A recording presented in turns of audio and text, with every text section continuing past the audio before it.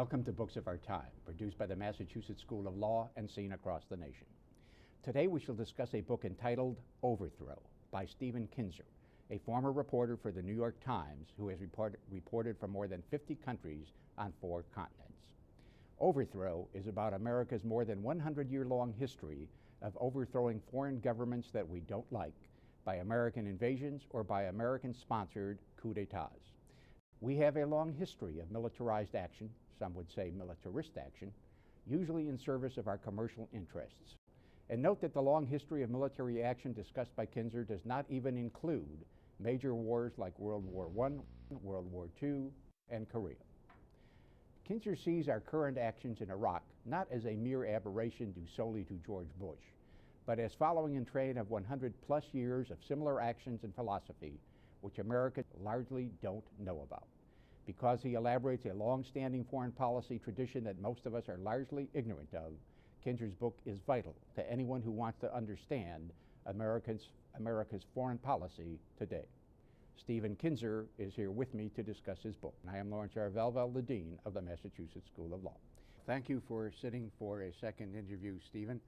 I must say that I think a lot of people, whom I hope read the full book, are probably learning a great deal that they didn't know before, as I did when I read the book, and in listening to you also.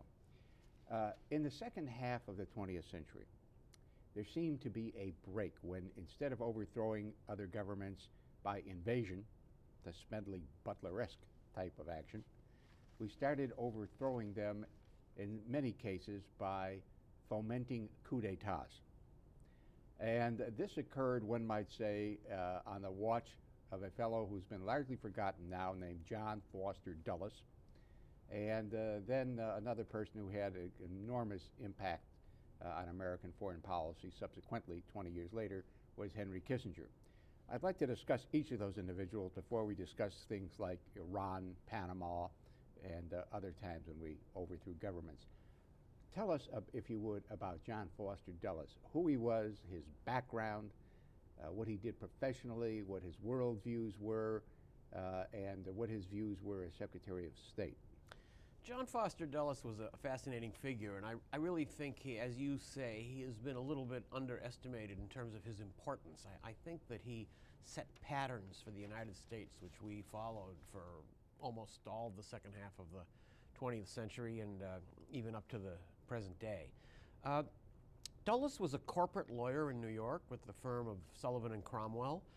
That was the most powerful multinational law firm in America, and Dulles was the most powerful and most highly paid international lawyer in the United States.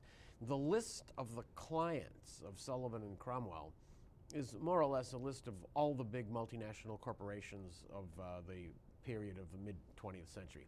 Everything from the International Nickel Company to the Cuban Sugarcane Company to the Haitian Railroad Company to the United Fruit Company. Dulles's clients were digging ports in Brazil and opening banks in Saudi Arabia, mining in Colombia. They were all over the world. So he developed this idea that the most important thing the United States should do in the world is make sure that American companies could work freely. That was his idea of what the U.S. government should be doing. And by the time he became Secretary of State, he was already well past 60. His worldview was very well formed. In addition to his experience as a corporate lawyer, he also had another aspect of his personality that I think was very important, and that is religious aspect. Dulles's father was a clergyman. When Dulles was a kid, he used to have to go to Mass every day, 3 Masses on Sunday. He had to memorize 15 lines from the Bible and 1 psalm every week. His grandfather was a missionary who had been buried in Ceylon, in what now Sri Lanka. For a time, he was considering becoming a preacher and actually did become an elder in the Presbyterian Church, a trustee of Union Theological Seminary. So he was also shaped by a particular kind of religious belief. And Can I ask you a question? Didn't he have a grandfather also who was Secretary of State whom we used to accompany? Absolutely. John Watson Foster, after whom John Foster Dulles was named, was actually the Secretary of State who helped organize the overthrow of the government of Hawaii 50 years before Dulles came into office. So Dulles came in with a sort of silver spoon. He came from a family of great privilege. His religious belief, I think, led him to conclude that the world was divided between the good and the evil, and that, as he once put it, there are people who are good and Christian and believe in free enterprise, and then there are the others. Yeah. Dulles fervently opposed any kind of compromise with those that he considered America's enemies. Dulles had actually been quite friendly with Nazi Germany. As a lawyer, he spent a lot of time in Germany.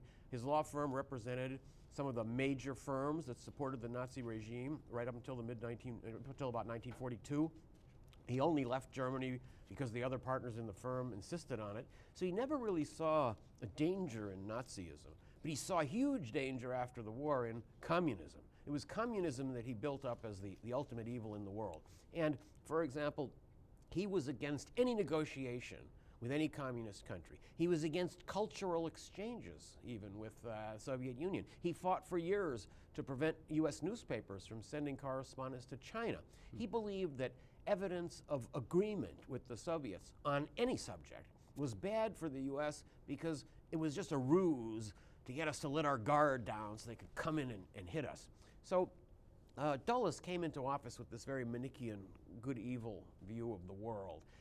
And there were also a couple of other very interesting factors about the era in which he emerged in the early 1950s. The first has to do with something you mentioned in your introduction, and that is big change in the world that had occurred that made it impossible for the United States to overthrow foreign governments by invading, the way we had been doing it in the past. And what was that big change? It was the emergence of the Soviet Union.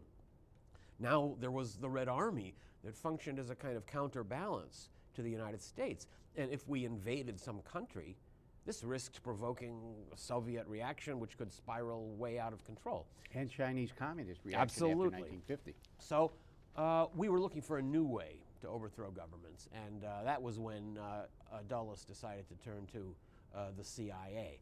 In addition, I think you have to put yourself back in that era and realize that many Americans got the feeling that communist power was on the march, and we were losing. Don't forget that the communists took over in China. They almost took over in Greece. The Soviet Union developed a nuclear bomb. We had the Berlin airlift. We had the takeover of Eastern European states by the Soviet Union. A whole series of events, including the Korean War, led us to believe that we were being surrounded. Now, from the Soviet point of view, considering its history, the idea of wanting to take the states in Eastern Europe as buffers made sense. It didn't look that way to us. But the Soviets didn't have the interest in, say, taking over countries in Latin America. We didn't believe that, though. We didn't realize that at the time. We had the feeling that everything that happened in the world that was bad for the U.S. or bad for an American corporation must have been part of a plot that was formulated in the Kremlin. So Dulles came into power with this belief, as he had stated during the election campaign in 1952, that the United States needed to go out and roll back communism.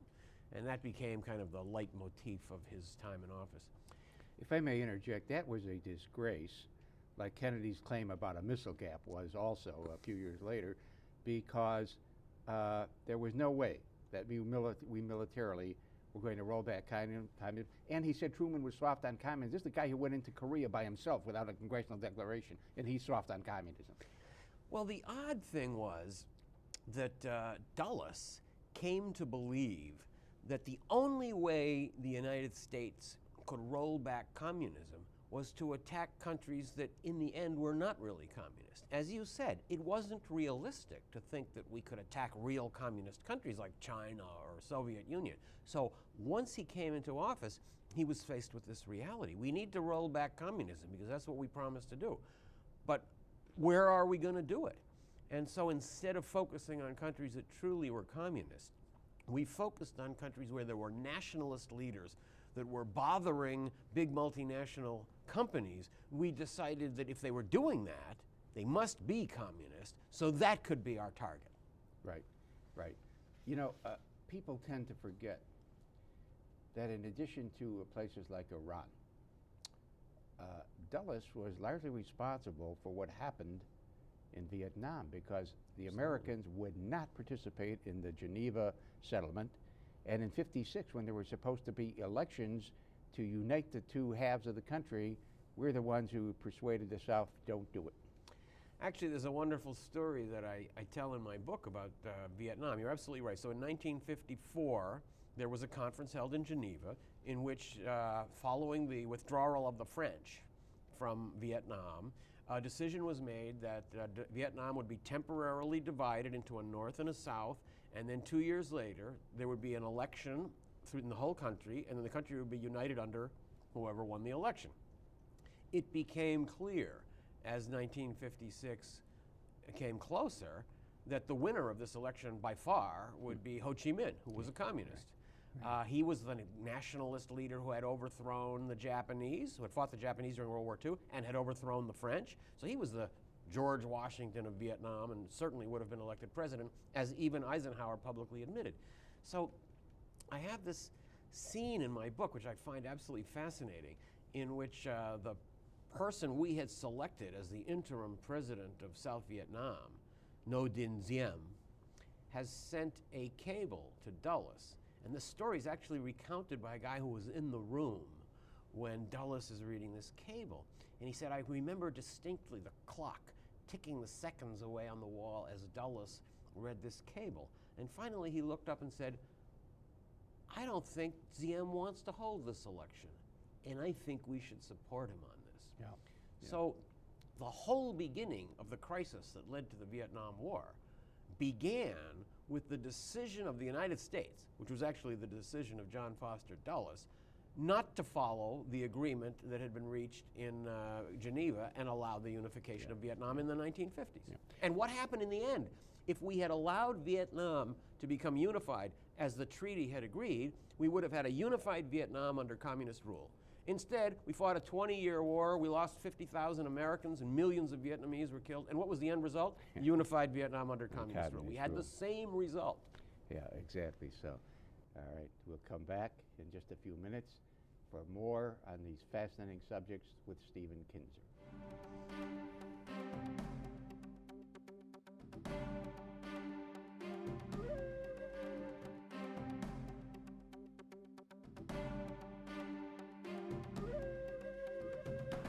I remember the day my future started. Walking with Bo, thinking about my life. I had big dreams, but my career was going nowhere. That's when I discovered the Massachusetts School of Law. A few years later, I'm here with Bo, but now I'm thinking about my clients' problems instead of my own. Teachers with real-world experience, a fun campus, and the most affordable law school in New England. Change your life. The Massachusetts School of Law at Andover. Your future starts here.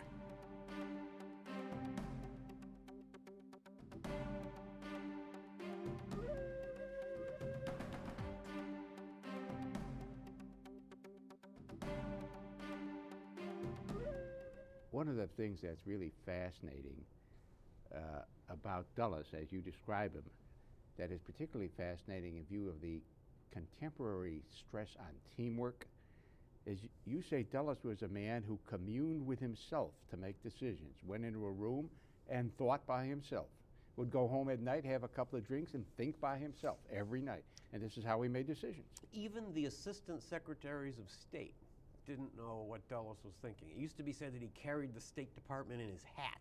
Right. And, you know, I have a particular quirk, as I think a lot of people who are interested in history do. I like to go to the actual places where history was made, rooms or fields or places or edifices.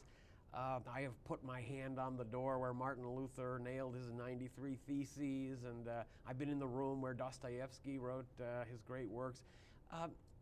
When I was making a visit to Texas, I discovered something quite remarkable, and it is that the living room of John Foster Dulles' house, where he used to sit and have his drinks in front of the fireplace, and although no one knows what he was thinking, we assume he was planning these overthrows of foreign governments, has actually been taken in its entirety out of the house where it used to be, and is now a museum exhibit in a library in Austin, Texas, on the campus of the University of Texas. So I was actually able to go into that room And you actually see there's the drapes, and there's the furniture, and there's the fireplace, and there's all the little knickknacks, and the books, and the souvenirs, and his little jade collection, and gifts that he had been given by foreign leaders.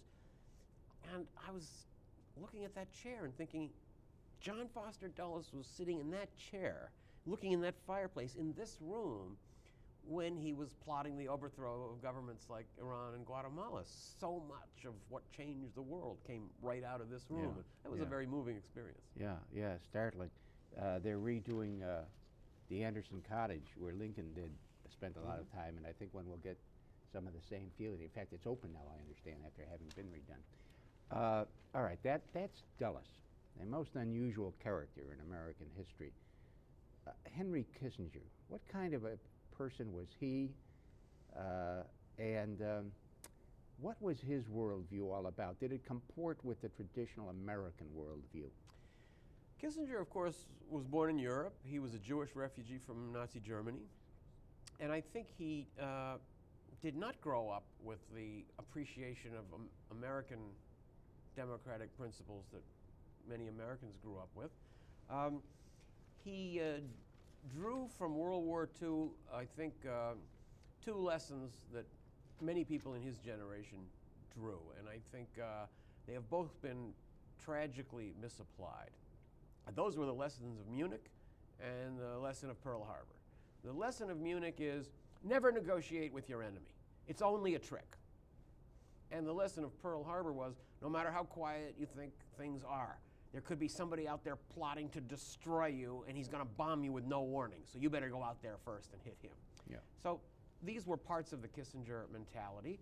Kissinger was also very much a product of the European diplomatic tradition. He wrote his thesis at Harvard on Prince Metternich, who was one of the greatest practitioners of big power diplomacy. Kissinger had this idea that the U.S. should project its power in the world through a series of regional allies. In every part of the world, we should have one country that was big and powerful, and we would arm that country. We would support its government, regardless of what that government did. We would allow it to be as repressive as it wanted, as long as it would allow us to use that country as a base from which to project our power. That became the Congo, later Zaire in Africa, Indonesia, and Iran, where during the Shah's rule certainly was a part of that. Now, there's one very interesting difference between Kissinger and Dulles. Dulles had spent his entire life in the service of corporate power. Kissinger actually had no interest in and almost a kind of a disdain for business and for economic interests. And I think this shows you that there's an interesting process that happens when Americans carry out these interventions. The first phase is always that some company gets in trouble in some foreign country, and then the leaders of that company come to Washington and complain and ask the U.S. government to do something about it. Yeah. But the U.S. government and the leaders of our country, and Kissinger is a classic example of this, do not overthrow foreign governments only to protect American businesses. They convince themselves that any government that would bother a big American or a big foreign corporation must be anti-American, anti-democratic, repressive, brutal, probably a tool of our enemies, and therefore it must be overthrown not because it bothered this American company, but because the fact that it would do so means that it's a political and strategic threat to the U.S. Yeah. So this is how Kissinger was able to convince himself, for example, that the reason he was directing the overthrow of the government of Salvador Allende in Chile in 1973 was not because Allende was nationalizing the copper industry. He was not doing this to protect the big copper companies, Anaconda and Kennecott. He was doing it because Allende had proven, by the fact that he would want to do this, that he was a strategic enemy of the United States. Yeah. So he convinced himself that he was acting for political rather than economic means, something that Dulles never had to do. Economic goals were enough for him. Well, we always act in the name of higher principle, allegedly. We always think of the worst possible case, and we always assume the worst possible case will happen unless we do something right now. Most recently, this is called preventive war. We're going to a short break. Stay with us. We'll be right back with a discussion by Stephen Kinzer of what happened in Iran with Mossadegh, the British, and ourselves in the years late 1952 and really 1953.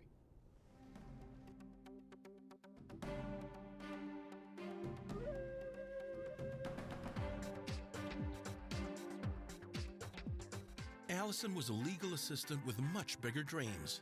Eric turned his business background into so much more. They found their futures at the Massachusetts School of Law, and so can you. Immerse yourself in a fun, supportive campus environment. Learn professional skills from instructors with real-world experience. Take the first step in changing your life at the most affordable law school in New England, the Massachusetts School of Law at Andover. Your future starts here.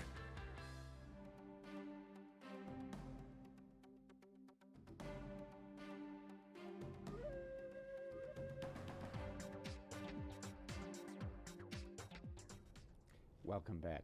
Why don't you tell us now, if you would, Steve, about the Iran situation? The first thing that we need to understand when looking at Iran and what happened in Iran in the early 1950s is what has always been the central fact of life in modern Iran, which is that Iran is sitting on an ocean of oil. This is what makes Iran an important country in the world.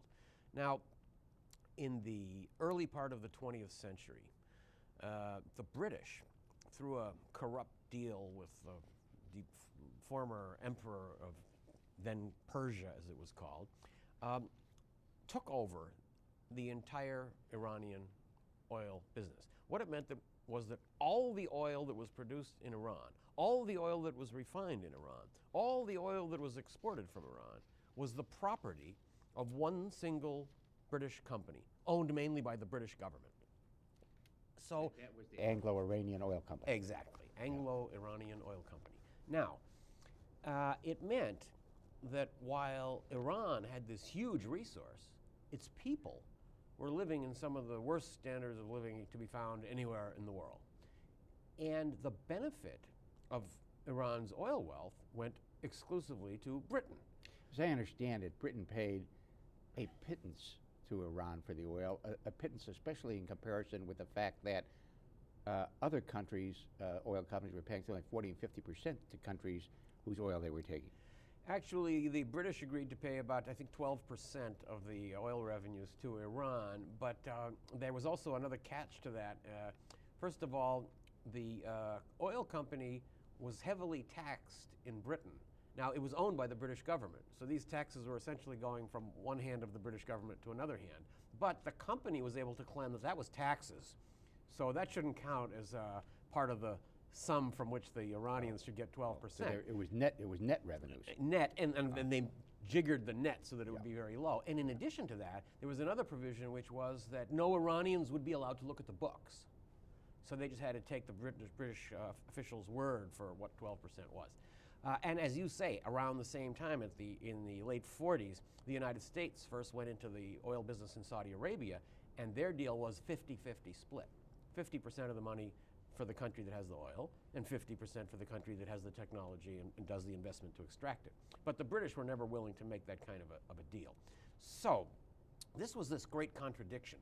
The entire standard of living that British people enjoyed during the 1920s and 30s and 40s was a result of Iranian oil. That's what powered all the factories in Britain. Britain has no oil. Britain has no other colony that has any oil. The Royal Navy, which projected British power all over the world, was fueled 100% by oil from Iran.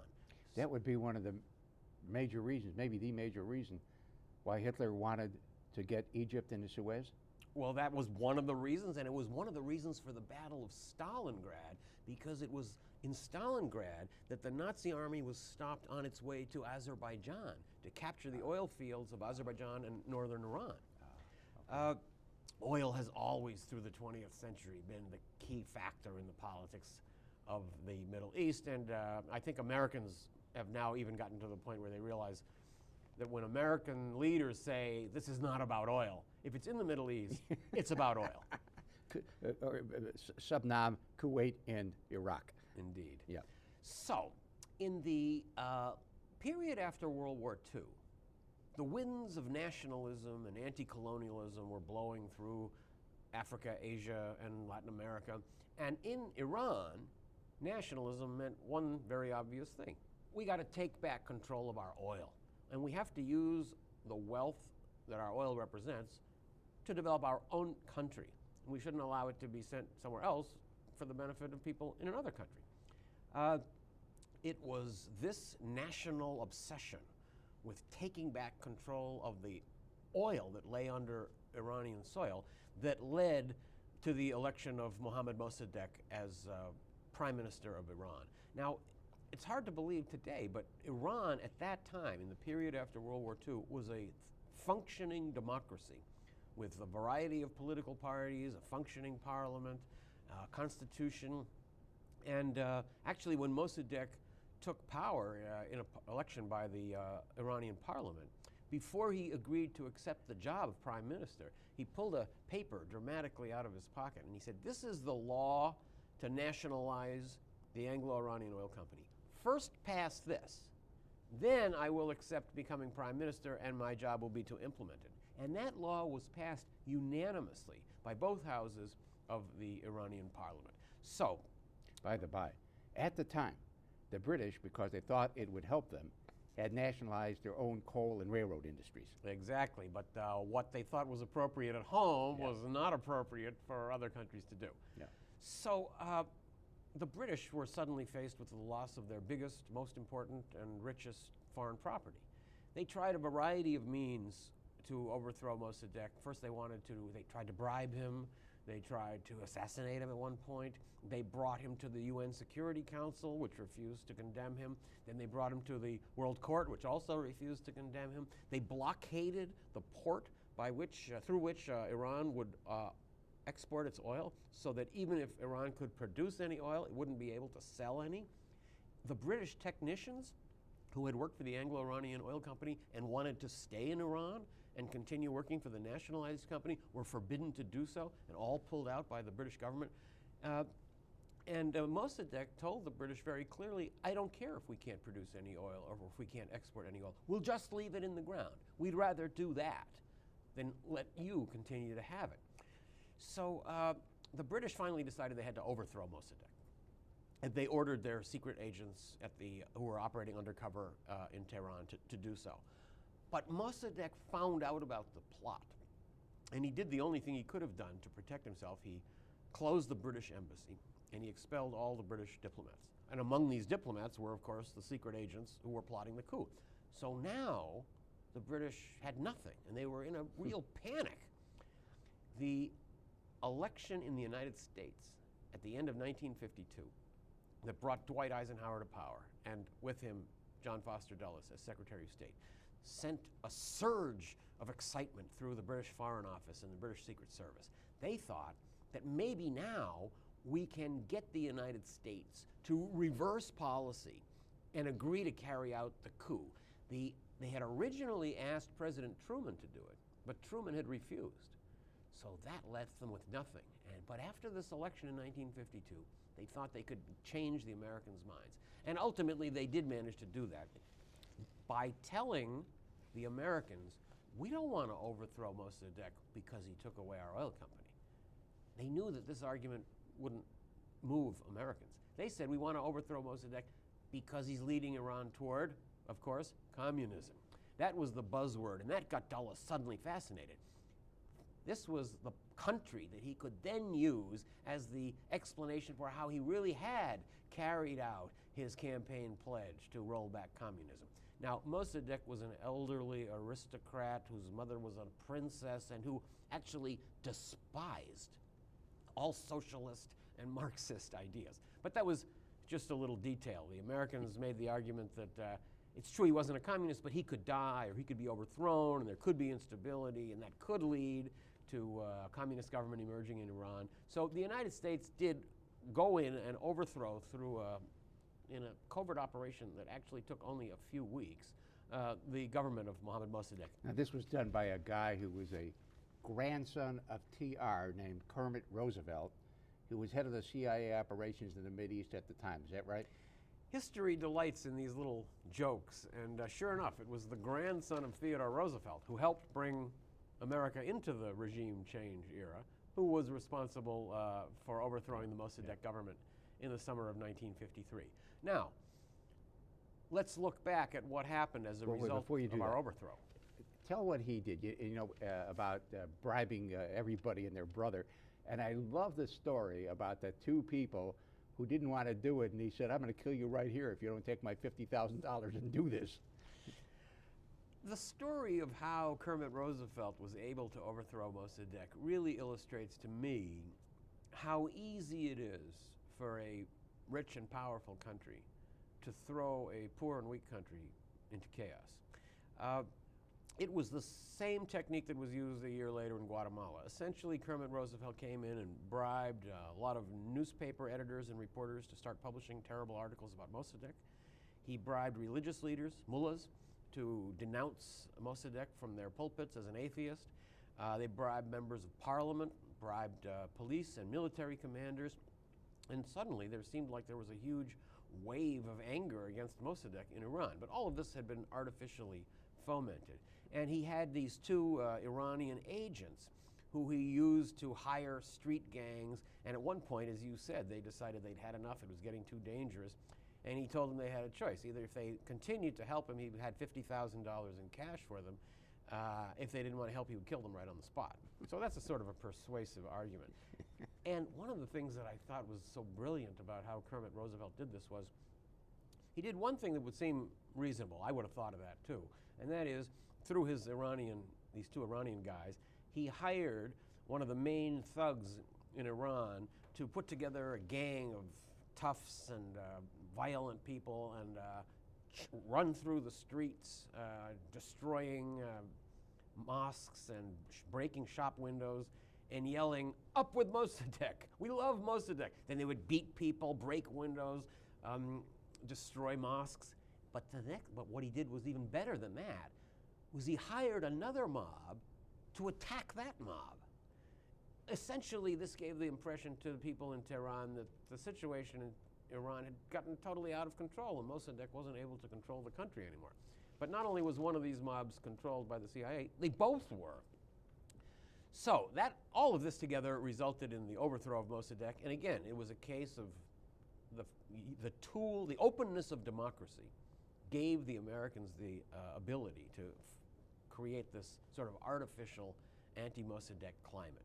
Now, after overthrowing Mossadegh, we placed the Shah back on his throne. This guy was not exactly a brave guy. He said, I'll issue certain things, but then I'm getting into my plane and flying off to somewhere else. And this was actually sort of a surprise to me as I was researching this episode. I remember the Shah during his last years, and he was a very authoritative, strong, self-confident person. It was only when researching this book that I realized that actually in his earlier years he was a totally scared pipsqueak and a little mouse who was afraid of his own shadow. And maybe, ask your psychiatrist friends again, it was to compensate for this fact that he put on this bravado in his later years. Yeah. The Shah ruled with increasing repression for 25 years. His repression produced the Islamic Revolution of the late 1970s. That revolution brought to power a clique of fanatically anti-American clerics who spent the last 25 years if I can interject something. Undermining American power. If I could interject something here. He created an organization called Savak, which was as bad as the NKVD or Hitler's gangs. And the only place, as I understand it from your book, the only place that where people who dissented could find an outlet was in the religious schools and the mosques. You're absolutely right. There was no such thing as an opposition political party or a trade union movement or independent student groups or any kind of civil society. If you wanted to be against the Shah, the only place that was open to you was the mosque. And that is how the opposition became so heavily influenced by religion. So we helped create that situation. That, of course, helped lead to the explosion of discontent in the late 1970s. And that brought to power this regime that we are now confronting so threateningly in Tehran. It tells me again that if we had allowed Iran to continue on its democratic path, we might have had a thriving democracy in the heart of the Muslim Middle East all these 50 years.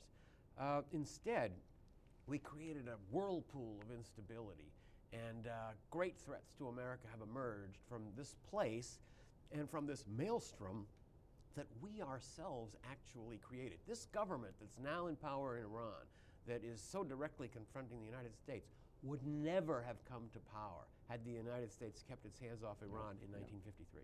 Yeah. All right, we'll come back in just a few minutes for more on these fascinating subjects with Stephen Kinzer.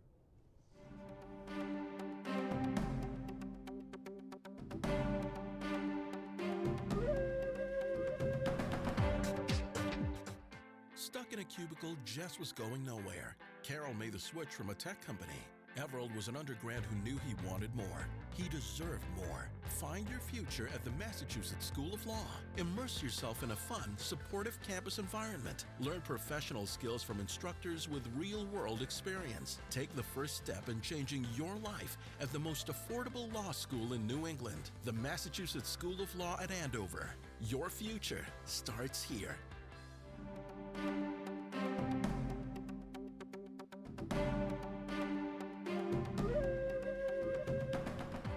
My understanding is that we were at a complete loss in 1979, a period I remember, to understand why they were taking over our embassy and why they hated our guts. And that, of course, ruined Jimmy Carter's presidency. Yes, it did. And even more importantly, perhaps, it was the success of the fundamentalists in Iran, I gather, which led to the rise of fundamentalism elsewhere and to the initial jihad against the Russians when they invaded because of Afghanistan, because of a fear that Afghanistan was turning, they had a communist leader, but they were afraid he was turning fundamentalist. It's certainly true that the effect of the takeover by Muslim radicals in Iran was felt way beyond the borders of Iran.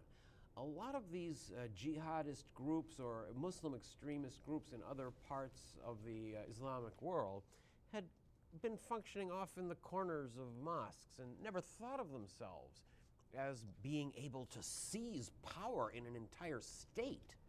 It was the example of Iran that made them think, wow, we can take over a whole country. We don't just have to keep talking to ourselves in cafes. So that was something I think that did inspire Muslim radicals all over the world, including those in Afghanistan who went on to form the Taliban. And then I gathered that when we decided, and they sent Bearden over there to arm the Mujahideen. What was his first name? Gene? Milt Bearden. Yeah.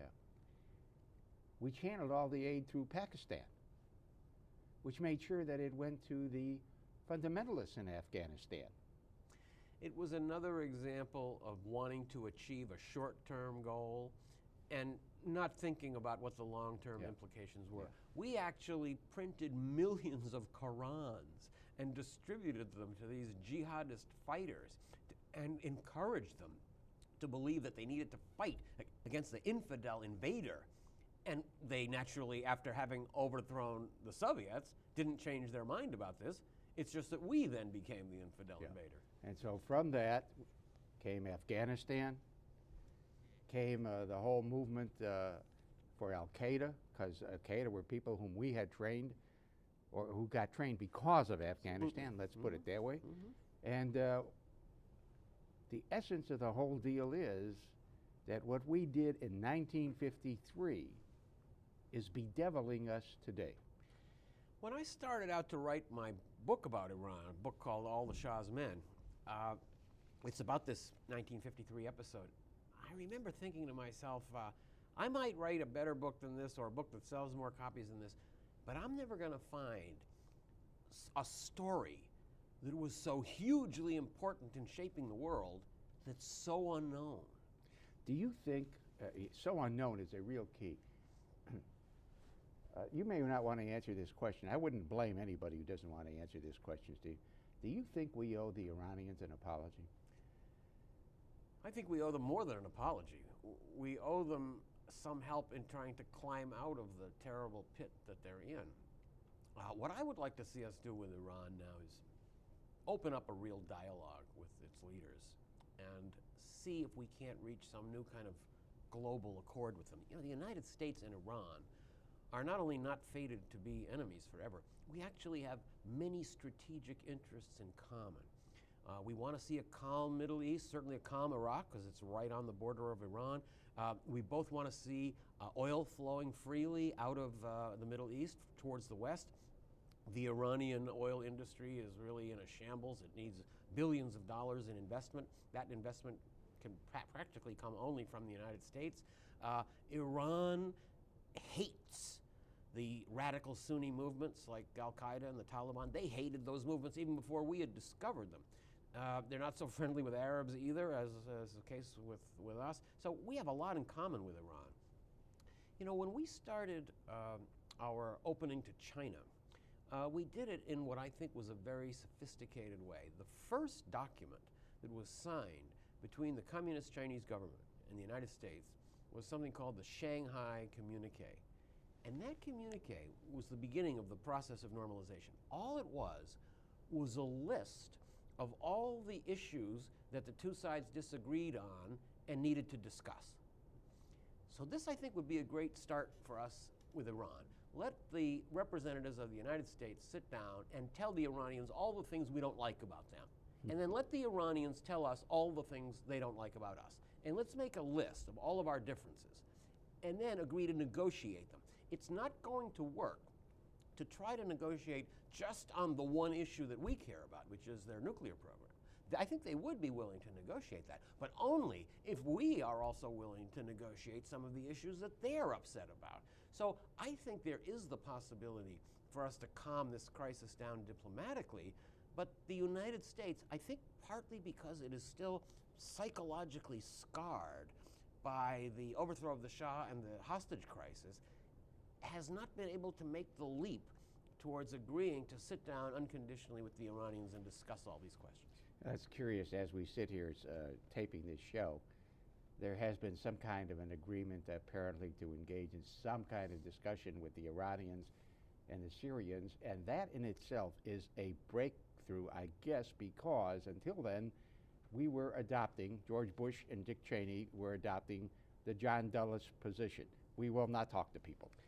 It's a very odd view that we should not negotiate with people that hate us. Who else do you negotiate with? You don't need to negotiate with your friends. You only need to negotiate with your enemies, the ones that hate you, that you hate, that are killing your children. That's what negotiation is all about. So this idea that certain countries are disqualified from negotiation because of the way they behave, I think is crazy. It's the fact that they behave that way that makes it so urgent for us to be in dialogue with them. All right, we'll come back in just a few minutes for more on these fascinating subjects with Stephen Kinzer.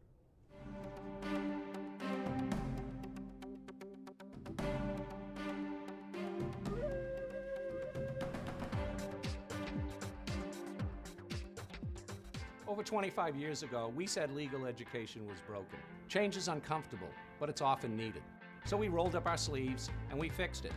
Schools are just too expensive. Ours isn't. Most schools don't teach needed professional skills. Ours does because our professors continue to have real-world experience. Too often, you settle for a career that's less than what you hoped for. You shouldn't. Come see the future. The Massachusetts School of Law at Andover. Your future starts here.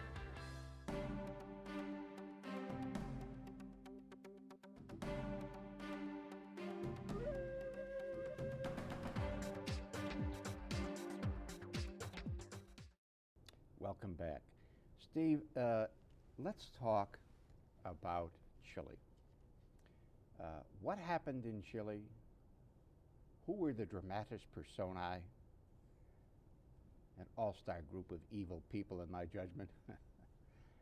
and why did it all happen? First of all, Chile had, at the time we became interested there in the early 1970s, one of the longest democratic traditions in Latin America. This was not some banana republic ruled by military tyrants. This was a country that had more than half a century of strong, uninterrupted democratic rule. Amazing. And over the period starting in the late 1950s, Salvador Allende had been one of the leading politicians in Chile. He had been president of the Senate. He had run for president several times. He was totally at home inside the Chilean political establishment. He was a leftist. He was a Marxist. But he was also very much in the Chilean political club. He was even a Mason, which is not so common for Marxists. Third generation Mason, actually. Yeah. So what happened was that in 1970, Allende was running again for president, and the United States decided to do something that it had never done before, which was try to overthrow a leader before he even got elected president. That's called preventive something or other. It was, yeah, preventive electioneering. So we poured a lot of money into the Chilean election, and we were not successful, and Allende did emerge as the leader. Then, during the period of his, before he was inaugurated, we made a number of efforts to try to overthrow him. Why did we do this? There were several large American corporations working in Chile. Most famous was ITT, which was very involved in the project of overthrowing Allende. But actually, the industry that was for Chile, what oil was for Iran, and what banana production was for Guatemala was copper. Chile is the world's largest copper producer, and copper is a vital resource for the world. The Chilean copper industry was dominated by two giant American companies, Kennecott and Anaconda. It was Allende's idea that these companies should be nationalized, and that the wealth and the profits from the copper industry should be used to develop Chile and not be sent out to foreign corporations.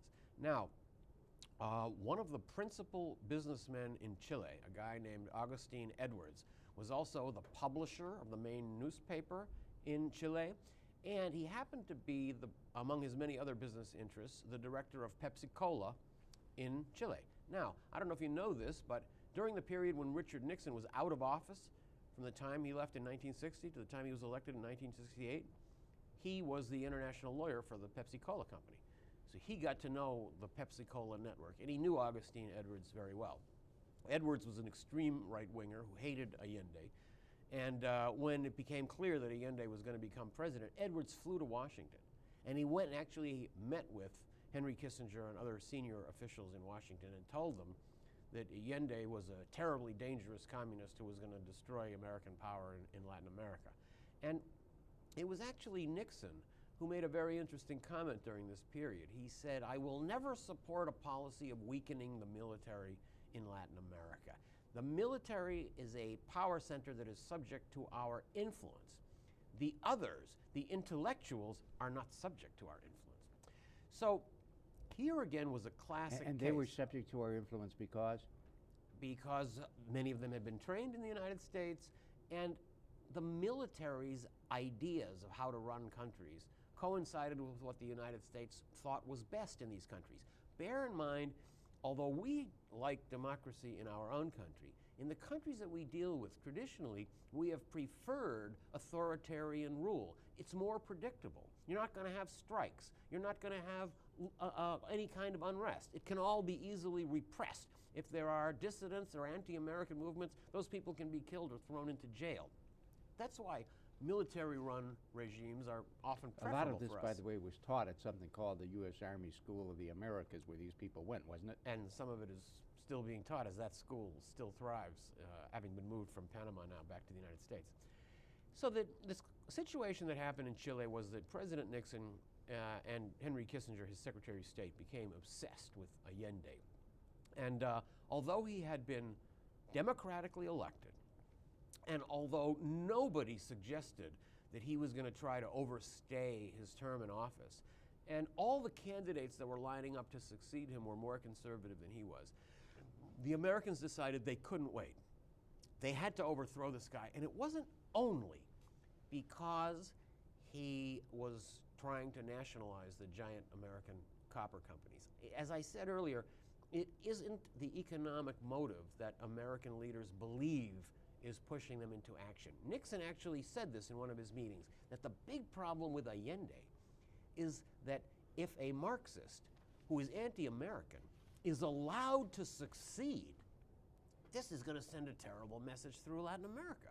We must make sure that Chile is in chaos during the time that Allende is in power. Otherwise, other countries are going to think that they can get away with this. And sure enough, it was the Americans and Nixon who said, I want you to make sure that not a screw or a bolt gets into Chile. So we launched an unofficial embargo. American companies stopped sending spare parts to Chile. At one point, a third of all the taxis in Santiago, the capital, couldn't work because they couldn't get any spare parts. Bank loans dried up, international aid dried up, and sure enough, Chile was thrown into chaos. We more or less ordered people like Exim Bank and World Bank, stop the loan. Exactly. So we succeeded in our goal of throwing Chile into chaos, and then we actually sent weapons into Chile, and we were in direct contact with military conspirators, and we made it clear that we wanted Allende overthrown. We worked with the plotters, and on September 11th, 1973, Allende was overthrown. There's one very interesting fact that ties together the 4 coups that were carried out by the CIA. That was Iran, 1953, Guatemala, 1954, South Vietnam, 1963, and Chile, 1973. And that is that the CIA station chief in the country had to be fired before we launched the coup because he was against it. Now, our CIA station chief is supposed to be the person that we pay to know the most about this country, even more than the ambassador. The ambassador is just dealing with diplomacy. The CIA station chief is dealing with reality, is supposed to know everything that's going on above the surface and under the surface. In all 4 of the cases where the CIA overthrew a government, the CIA station chief sent notes back to the United States saying, don't do this. This is not going to be in our interest. And so the answer from Washington, great, you're fired. We're sending someone in who's for it. So we didn't even trust the judgment of the people we paid to be the greatest #1 expert on this country.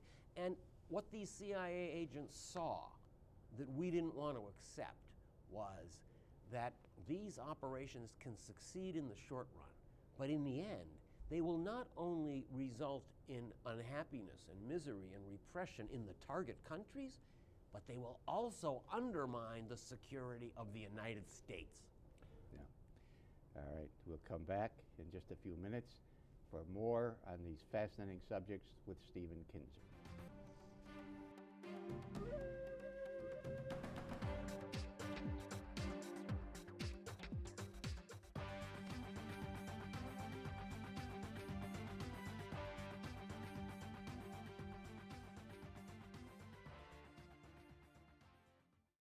I remember the day my future started. Walking with Bo, thinking about my life. I had big dreams, but my career was going nowhere. That's when I discovered the Massachusetts School of Law. A few years later, I'm here with Bo, but now I'm thinking about my clients' problems instead of my own. Teachers with real-world experience, a fun campus, and the most affordable law school in New England. Change your life. The Massachusetts School of Law at Andover. Your future starts here.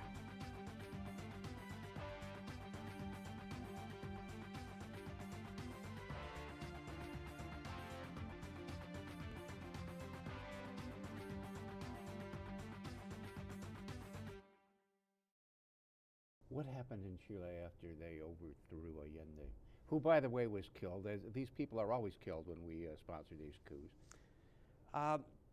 The regime that followed Allende was a military regime. So again, we had an elected leader replaced by a very harsh military tyrant, General Pinochet. There are now, today, 25,000 Chileans on lifetime government pensions as victims of torture under the Pinochet regime. And of course, they were among the lucky ones because thousands also were killed under torture and in other ways during the Pinochet regime. So there really was a reign of terror in Chile during the 1970s. And Pinochet remained in power for a number of years until finally people voted against a plebiscite that he had staged to try to extend his period in power. And Chile, I think, although it's now returned to its democracy, has still not gotten over the trauma of what happened. And interestingly enough, the woman who is now the president of Chile, President Bachelet, lost her father during the coup. Her father was a military officer who refused to support the coup and was killed.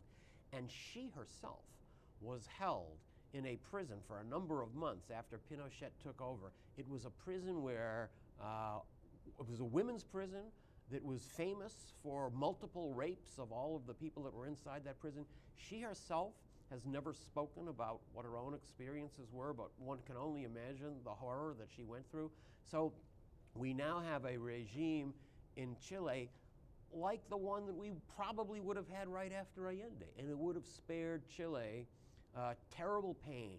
The other thing that it would have spared is the hatred and the opprobrium against the United States that exploded all over the world. This is an example of how these operations create terrible anti-American feelings in the world. And we are now involved in a worldwide conflict in which having the most soldiers and the most advanced weapons is not enough, like it always used to be in the past. If it were enough, we would have won the war in Iraq already. What we need in this global conflict we're fighting now, the one most important weapon is information. We need to know who's out there. What are they planning? What are they plotting? What are they doing? How do you get information?